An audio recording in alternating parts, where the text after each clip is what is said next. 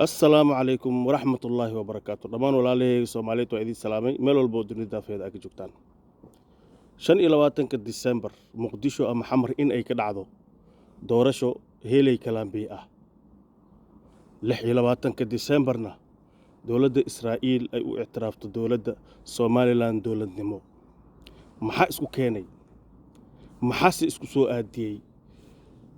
بالضبط xilligan maxay u beegsadeen Israa'iil in ay Somaliland ictiraafaan su'aasha taagan taas waayo oo in lisweydiino u baahan Israa'iil maxay diidan tahay maxaysa ogashahay Somaliland inay taageerto danta ugu jirto ama ictiraaf ay siisa maxay tahay waxaasoo dhan in lisweydiyo wax meesha ku jira waay بريهام شرق الأوسط وحاك السعودة برنامج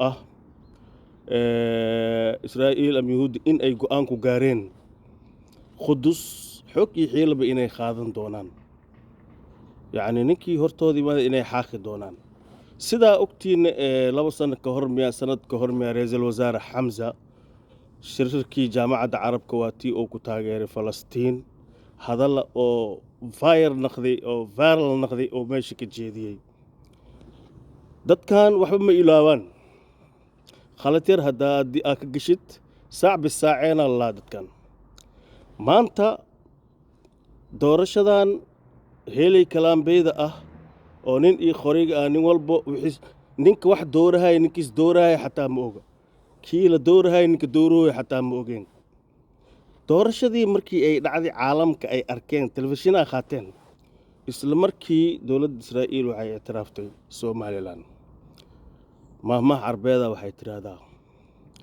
الشبلة لن تلد الكلبة يعني شبيلة أما اللي واحمة إيه ما دليسو محايالي ده صبر مخذ السؤال كدنا ليري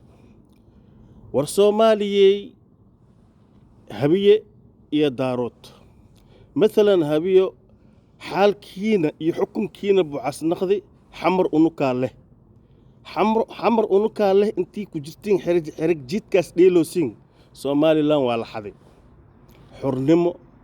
أي سان كدري موين بمعنى ولا تاجر واعتراف يهلين اعتراف كي أجوري دولة حسن الشيخ إنه حيبك بدل لا ذا أنوكا له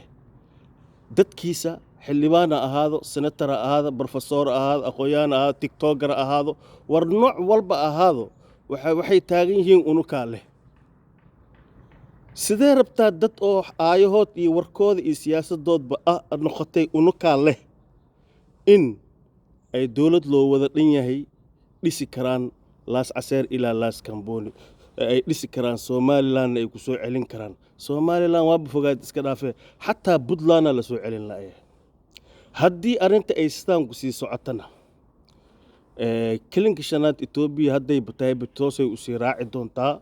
Puntland waxay iclaamin doontaa naftirkooda inay dowlad yihiin sababtoo waxay bataagan yihiin anaga ereer waqooyi ma ka dhul yarin mana ka dad yarin dowladnimo ay iclaamin karnaa marka dowladda Xasan Sheikh ama dowladda Muqdisho ama dowladda Xamar oo daraad doorashadii heelay kalaambeeda suubisay hankiina ha dhaafo unukaa leh iyo unukaa leh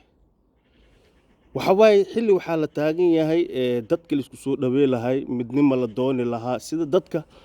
dalkii oo aan loo kala gadanin oo loo kala qaadanin oo loo kala jeexjeexin oo loo kala qeybinin macna waaba la qeybsaday hadee wallahi haddii ay Somaliland ictiraafka ay Israa'iil ictiraafta ay qaramada midooba kaga mid noqonayso